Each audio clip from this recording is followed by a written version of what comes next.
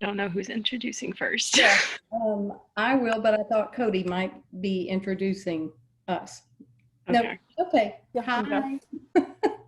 Hi. This is recorded, and this is Talitha Koum Institute joining you from various places. I'm the executive director, Susan Cowley, and I'm one of the founders. So I've been around this for about 20 years. Our Nurture Center has been open for 17. And during that time, Baylor students have become very, very important to us. About 40 of you are usually in our classrooms for 2 hours a week. And right now, the governor will not allow you in the building with us when our children are present, which is really hard and sad for us because honestly, we sometimes meet future teachers when they are volunteering, which is most exciting. And Blake will tell you more when I introduce her about our whole volunteer program. But I did want to say that in the last couple of years, we had so many students wanting to volunteer in our neuroscience-based program for trauma-affected children. I should have told you what we do. We're a brain development program for trauma-affected children, and our goal is to send children out at pre-K or kindergarten able to self-regulate, stay in their little chair at school, and be able to focus and learn, which is really difficult for a child from sometimes a really chaotic or possibly even violent home. And we don't blame the parents. We think they're amazing just to get up in the morning. They lead some very difficult lives. And so we are their champion. We love them. We do everything we can to bolster them and to help them. At the same time, our program is primarily for their little children from birth. But along the way, because we are neuroscience based, we became a little bit prioritized in which student volunteers we would take into classrooms. So that priority list runs, you're about to meet one of them who was a high priority because Kristen Boland is with us, and she was a child and family studies practicum student with us this summer, which gave her 150 hours to see us up close and personal. She's going to tell you a little about that and tell you why she's here today. Something rather exciting happened after she left, and now she's back. But our priority list runs things like child and family studies, neuroscience and psychology, pre-occupational therapy, social work, speech path, and you can see where this is going. There's a lot of science that revolves around the work that we do. And because of that, we do have a preference scale, but don't let that deter you from asking. And certainly if you're in an organization at Baylor or a sorority or fraternity, whatever it is that you're participating in, if that organization needs volunteer hours, we would love to have you come, no matter what your major is. And Blake will tell you more about that. So we will be excited to be able to have you. We do require a 2-hour Saturday orientation from 10 to noon, because our children are from those difficult, hard circumstances that sometimes allow them to call you a name or kick you or something. And it's all about finding out if you are a safe person. If they were to scream at you, do you scream back? If they were to call you a name, are you going to hit them? Some of these things happen in their lives, and they have to know that you're a safe person. So they push all the buttons sometimes to find that out. So we're looking for patient people and people with willingness to serve and a love for young children. And I want to introduce you to these other two people. So the old guys in the room are me and Blake. And we've been around the block a few times. Blake is fairly new to us. We're so excited to have her. She's been about 9 months, our donor relations director. But within that role, because very often volunteers do become donors, she is also taking charge of our volunteer program. So Blake, tell them how they can be in touch with us and all the ways that they can serve. Well, I want to say that I'm very excited to be here. I have volunteered with Talitha Koum and have wanted to be involved with it for several years in a deeper way. And all of a sudden, I got appointed meeting with a friend of mine who said, "Hey, by the way, there's an opening at Talitha Koum," and I was more than thrilled to become a part of Talitha Koum. And I was looking forward to working with volunteers and having Baylor students in and out, and then COVID hit. But there are still ways that we are allowing and are allowed to have volunteers in our facilities. We have Baylor students coming after children have left, because we cannot have volunteers in the building on the premises when children are here. They can come in the afternoons after children have left at 4 o'clock to sanitize and clean. As you can imagine, we're having to do a little bit more of that these days than before. So we have welcome groups in to just come in and clean and sanitize toys, sweep the floors in our wonderful sensory motor gym, which is a huge airplane hangar. So it takes a few people sweeping to get that clean, sanitizing toys. But we also have special projects from time to time that we need help with. We have a little place that we lovingly call the cage, where we have donations of diapers and clothes and shoes and toys, and that needs organizing from time to time. And we would welcome volunteers to help. If you have organizational skills, we would definitely put those to work. We always have curriculum and books and things that need sorting and kind of just tidying up, and we would love to work with your group to come in and help us with that. From time to time, we have outside projects that we could use help with, and that can be all sorts of yard work, clearing limbs, doing, trimming trees, trimming the grass, things like that, little projects that we have. So we are open to your willingness. You can contact me, and again, my name is Blake Garvelli, and my email address is bgarvelli@talithakoum.com, or you can visit our website at talithakoum.org and visit our volunteer page and kind of tell us what your interests are, with your availabilities, and I would be glad to hear from you and work with your organization or you as an individual to volunteer at Talitha Koum. Blake, why don't you hit chat and add a chat that gives them information so they can see how to spell Garvelli. I will definitely do that.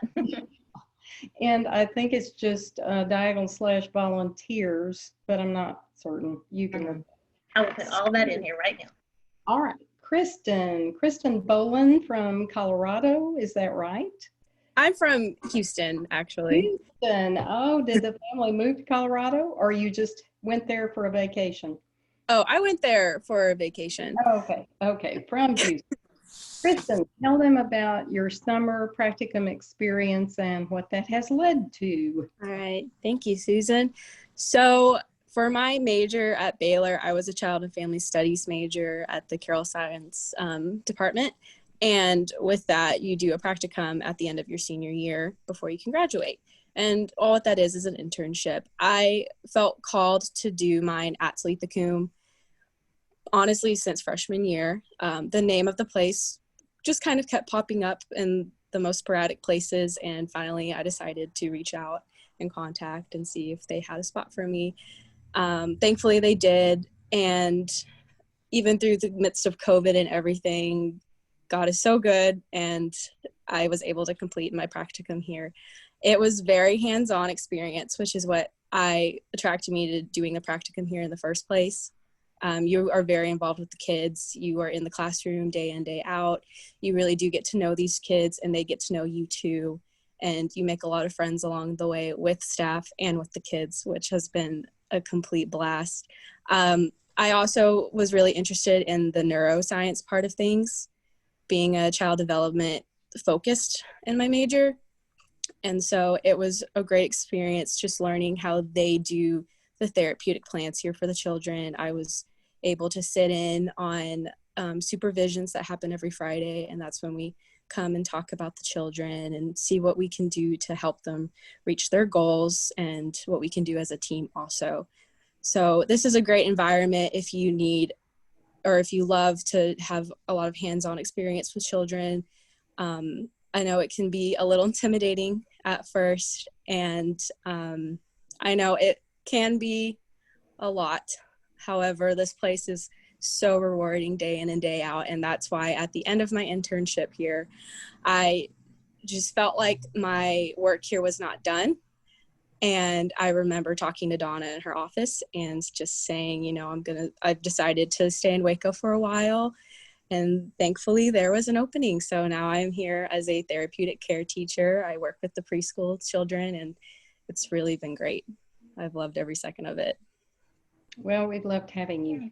Oh, So thanks. I should have said early on what Talitha Koum means. I always forget to say. Because it's Aramaic, which is not entirely a dead language, but close. But they were the words of Jesus in the book of Mark. Jairus runs to him saying, "Please come, my daughter's dying." And Jesus decides to stop along the way and heal someone else. And so by the time he gets to the house, people are outside mourning, and they then laugh at him because he said, "Well, I'm going in." They said, "Well, you're too late." He said, "Well, I'm going in anyway." So they laugh. And Jesus says, "I only want to go in with mom and dad." And I forget whether it's a disciple or not. So they go into the room, and he stands over this 12-year-old girl who lies dead. And he says, "Talitha Koum, my child, rise up." And she does. And then he says the most wonderful thing: "Get her something to eat." And I've always thought, if you're dead, you need sugar.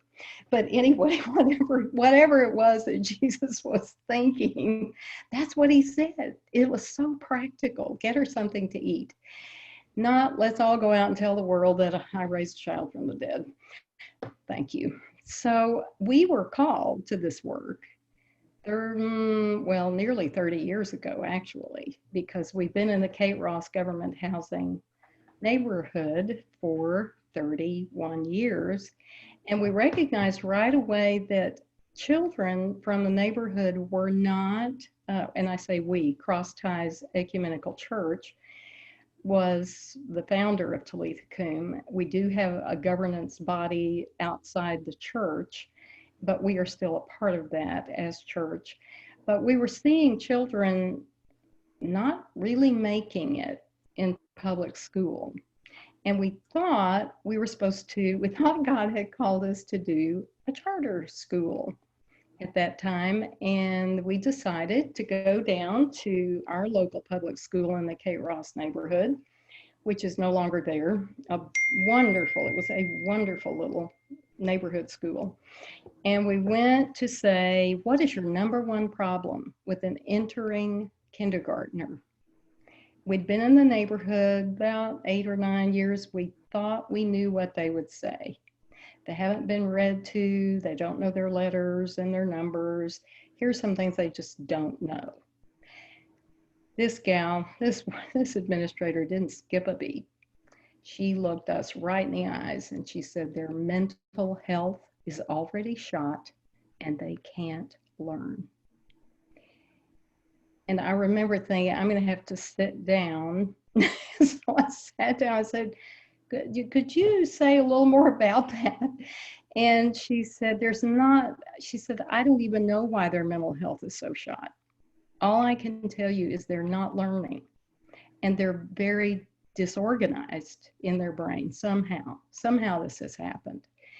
It took neuroscience, I don't know, some years later, because that was 18 years ago. It was some years later before neuroscience caught up. to be able to show us inside the brain of a trauma-affected child and to say trauma is dysregulating the whole brain. It actually, the cortisol that is released in the brain when you're in full fight or flight is the most toxic thing in your body. It's a stress hormone and it helps you regulate. You need it. We all need it. It's not there to upset us. But when cortisol flushes into the brain, it does some work on the brain. That the full fight or flight has probably happened to me 4 times in my whole life. Our children have cortisol hit the brain 4 and 5 times a day. And by the time they are even 2 months old, we can see the devastating effects of that. And so our role that God did call us to, we decided right then, okay, charter school, we'll have to wait. We have to start earlier. We have to start at birth. And so we do. And our role is to help them build a brain that has a neural pathway in it that will work long-term for them in school, later in a career in the world, where they will be able to focus and concentrate. You have to have a neural pathway that works. You also learn from your prefrontal cortex. Everything you're learning at Baylor is right up here. You have to be 2 things at the same time to learn from your prefrontal cortex. Calm and alert at the same time. That sounds easy. You say, oh, I do that all the time. Well, have you ever been sitting in a class and all of a sudden a thought hit you about something you failed to do, and it's all of a sudden you're so dysregulated in your mind, you're still alert, you're hyper alert, but you're not calm. And so whatever's going on in the front of the class with the professor is wah, wah, wah, wah, because I've got this thing that hit my brain. That's not full fight or flight at all. That's not necessarily what we're even talking about. But when a child goes to public school, that child has to be able to sit in a spot, in a chair, even from the time they're 4 years old. Sit in your little chair and focus. Be calm and alert at the same time so you can learn. That's what this woman was telling us, is it really wasn't happening for the children that we were serving in the Kate Ross public housing neighborhood. Now our families come from all over town. They're not only there from Kate Ross. And it's also true that our parents have their own program. We have a parenting meeting every Tuesday evening, not during COVID. They can't get together, which they all miss because it's their one great hour of the week. Baylor Urban Missions helps, it does childcare in the gym while we have a parenting meeting. And the parenting meeting is to help parents grow and to grow into their self-confidence. There's so much more they are able to do if they feel that someone believes in them. And they grow in self-confidence, and all of a sudden you find out they're attempting to get their GED, then they're going to a class at TSTC or MCC, trying to begin to work their way into a career. So our program also has mentoring. We do this semester, have a couple of Baylor students who have asked if Baylor students can mentor a child. We used to not do that, but we do now make it available to a Baylor student, hopefully who will be here another 2 years. We have had one time a senior who was a wonderful mentor to a child who was already in the 2nd grade and had never had a mentor. We try to send children out at pre-K with a mentor who commits to them kindergarten to college. The one I mentor is in college. She's at Stephen F. Austin on a full track scholarship. And it's been a joy and a delight to be with her since she was in the 1st grade. But it's a long, long, long, long commitment. And so we do have children who leave us who don't have a mentor. So Baylor students can fill those gaps. And we're beginning to look at that more seriously. These 2 who are applying right now just really would like to be mentors while they're still in college and do the kind of mentoring we do, which is not reading to a child an hour a week in a school is really having quite a relationship with that child. And so the parents sign off for a mentor to be able to pick up a child at school or have lunch with them there, but also we have a relationship between the mentor and the parents so that the mentor can call and say, you know, I've got Saturday free. I would really like to pick up little Aubrey and take her to the park and feed the ducks. And we're not looking for you to take them to SeaWorld. Really, we're not. That's nice, but not necessary. What little Aubrey, whoever she is, he is, wants is a relationship. And so that's also available. And there's a mentoring section on our website and a way to apply. So, gosh, Cody, what else would you like us to do here? Honestly, I was waiting to come up with some questions, but you really covered everything quite well. Well, we really did. So really, just any other final remarks you would like to make, and then we will say thank you to everyone watching. Well, my final remark is if you're a college student and you volunteer now and you find out you can give 2 hours a week as busy as you are, I want you to remember that all through your life, you are able to do that. Don't let a career stop you. Don't let a family stop you, because I'll tell you something. Some of our best volunteers are whole families who come with children as young as 3, and then 3, an 8-year-old, a 13-year-old. Children love to volunteer. So don't ever sound just too busy. Find a place to serve and also ask your company, do you give volunteer hours? In other words, can I take 2 hours off a week on the clock and volunteer somewhere? I used to own a marketing firm, did that for 35 years. And we had employees who wanted to volunteer. And I said, just leave, go do it. Come back when you want to. Well, you won't find that very many places, but that's what we did, and it can happen. And there's really big companies who actually do that, and that's their plan of giving back to the community. So try never to say, too hard for me, too busy. Really, probably not. So thanks for coming. Thanks for taking a look at our Talitha Koum video. We appreciate it. Alrighty, thank you guys. Yeah. Thank you. Thanks.